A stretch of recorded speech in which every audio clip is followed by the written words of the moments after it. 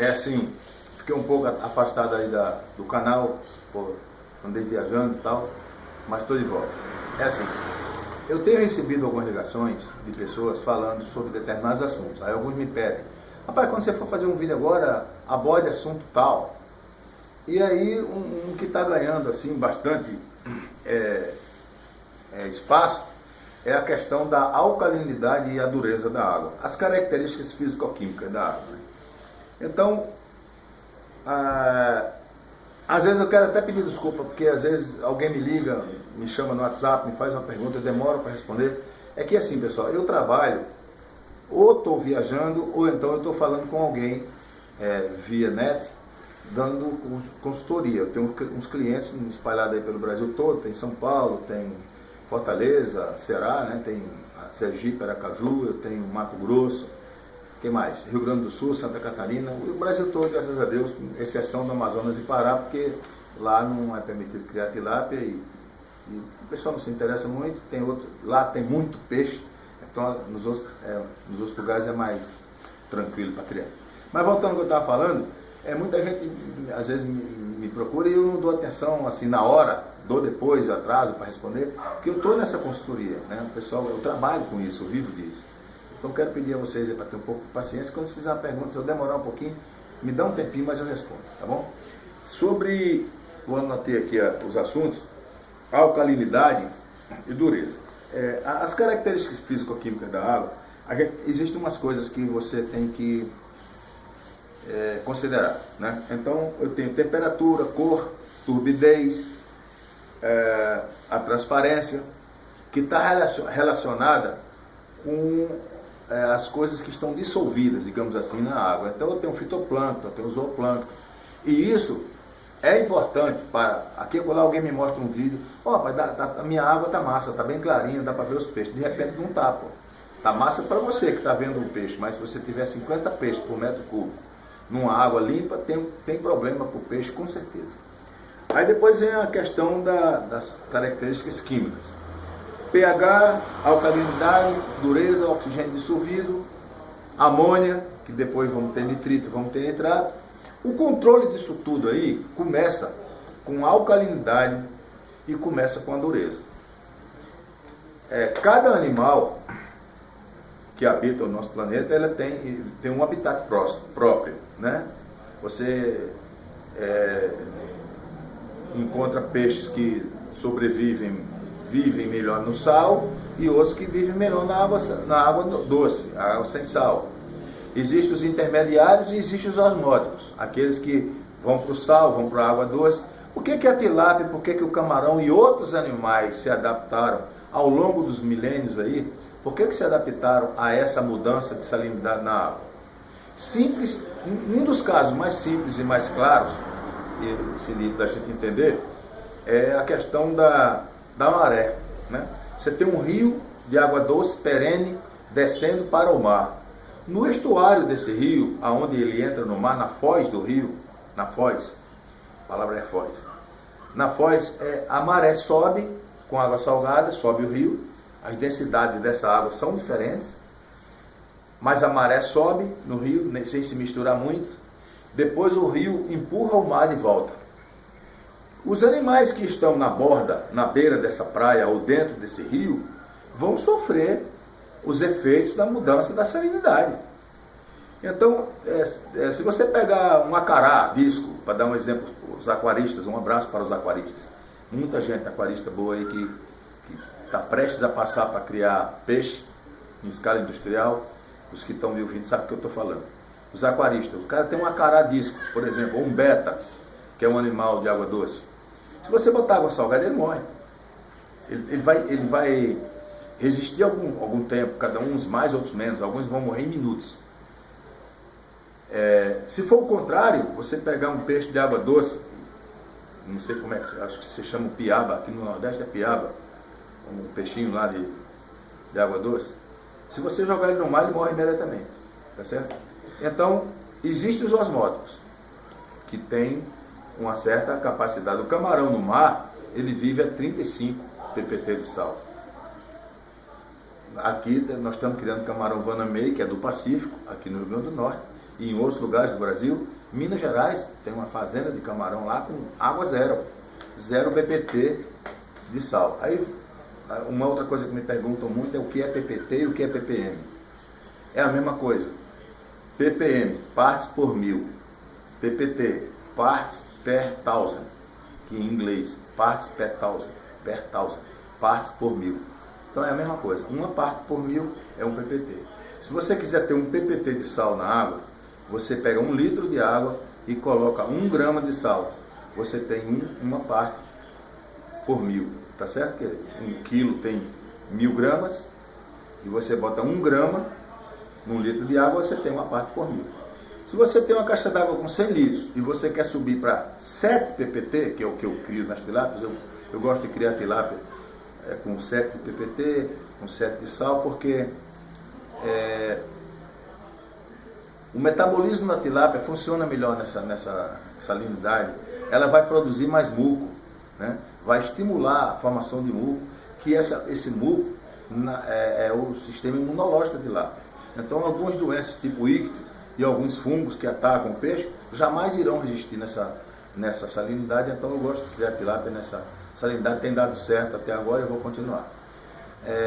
Voltando ao que eu estava falando.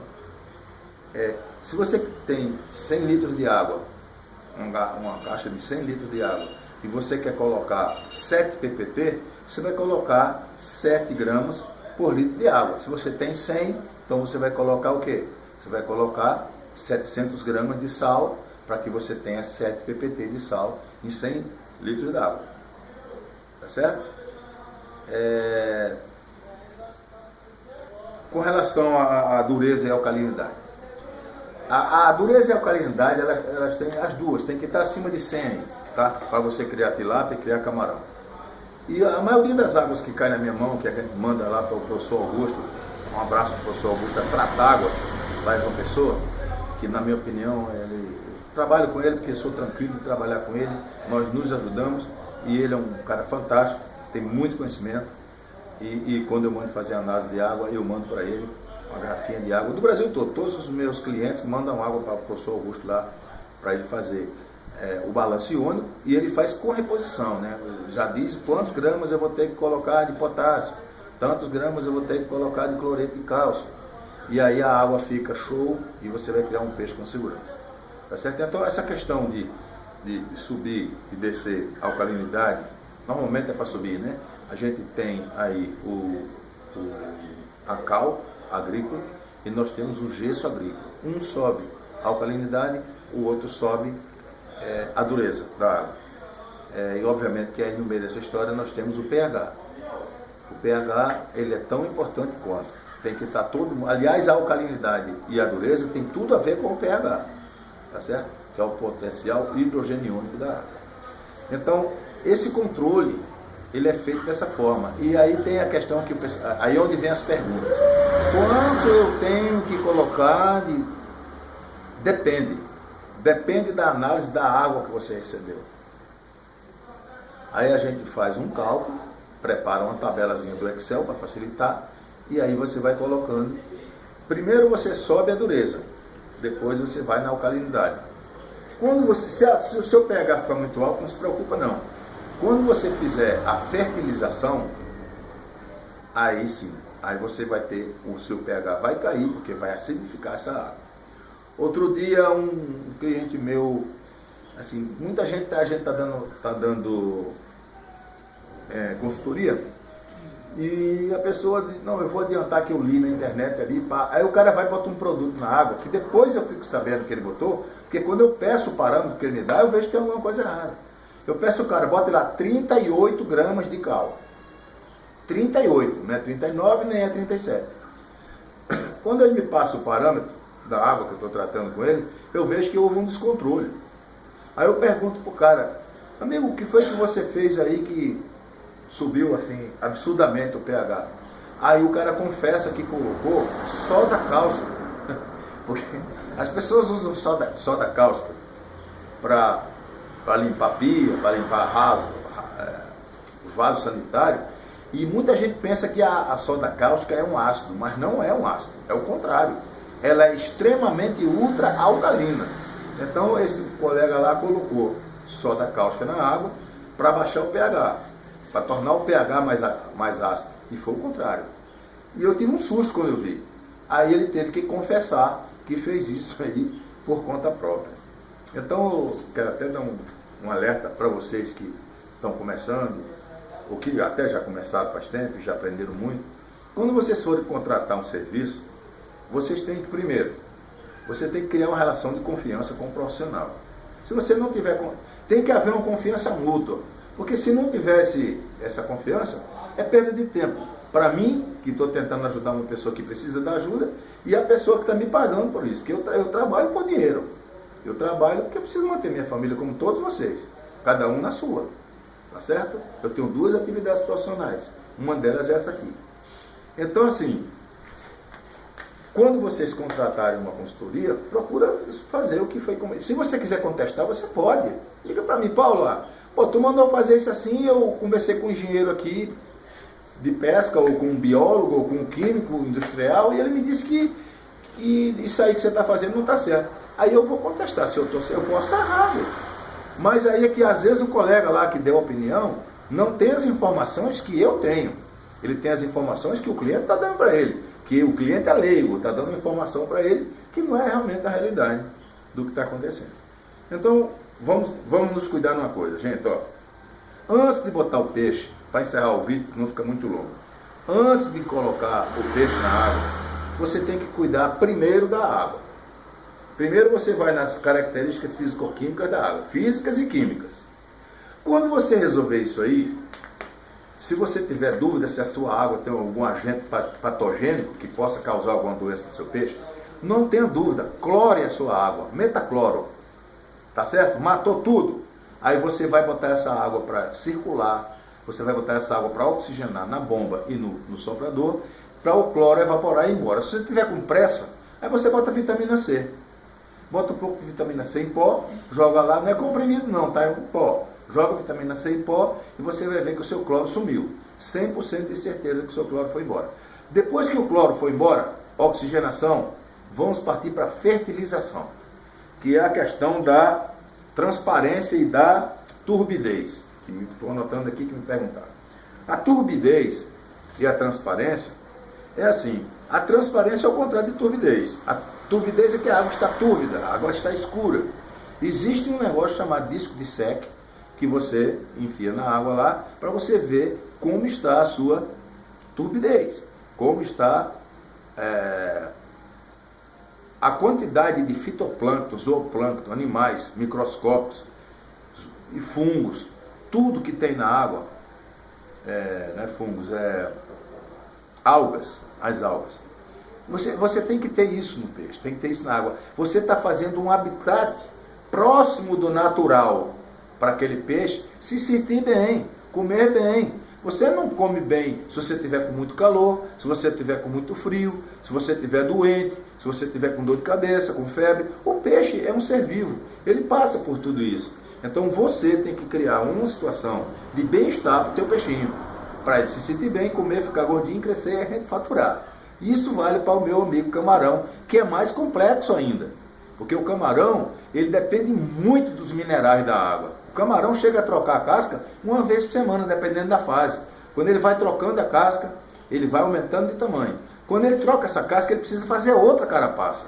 E ele precisa de cálcio, magnésio, potássio. Se ele não tiver potássio, ele vai pagar potássio no processo de trocar a casca dele para a água. Ele morre, ele cresce, fica pequeno. Se ele não trocar a casca, ele não cresce, que a casca não cresce. Ele vai crescendo, a casca cai fora e nasce outra junta com ele. Entendeu? Então, a água é o importante. O peixe e o camarão fazem parte de uma biota. Essa biota são as bactérias, nitrificantes, nitrossomas. Tem um monte de coisa dentro da água, microscópico, né? Crustáceos microscópicos, que você não vê, mas fazem parte do fitoplâncton e do zooplâncton. E também de alimento, uma parte do alimento do peixe, alimento natural, ele pega da água. Se for bioflocos, aí já é outra conversa, que nós vamos abordar a questão do bioflocos logo no outro vídeo aí. Tá bom, pessoal? Eu quero agradecer a vocês aí a paciência de me ouvir. E eu queria pedir a vocês aí para dar um likeinho aí para nós, porque aqui e acolá aparecem os caras. Você bota assim, se eu fizer um vídeo assim, 2 mais 2, 4, e eu botar lá, sempre tem um cara que faz assim. Ele acha que não é 4, então isso deve ser pessoas até que me conhecem, que tem assim, uma certa algeriza da minha pessoa. Então eu quero pedir a vocês aí, para, se puder, compartilhar o meu vídeo, os meus vídeos, e dar um likeinho aí, para a gente ficar mais, como é que chama? Feliz, ficar satisfeito, tá? De estar produzindo esse vídeo para vocês. E se tiverem dúvidas, meu telefone é 84-DDD 98604-3303, aqui em Natal, Rio Grande do Norte. Natal, Rio Grande do Norte, o lugar onde vocês passam as férias. Eu moro aqui. Tá bom? Tchau, um abraço.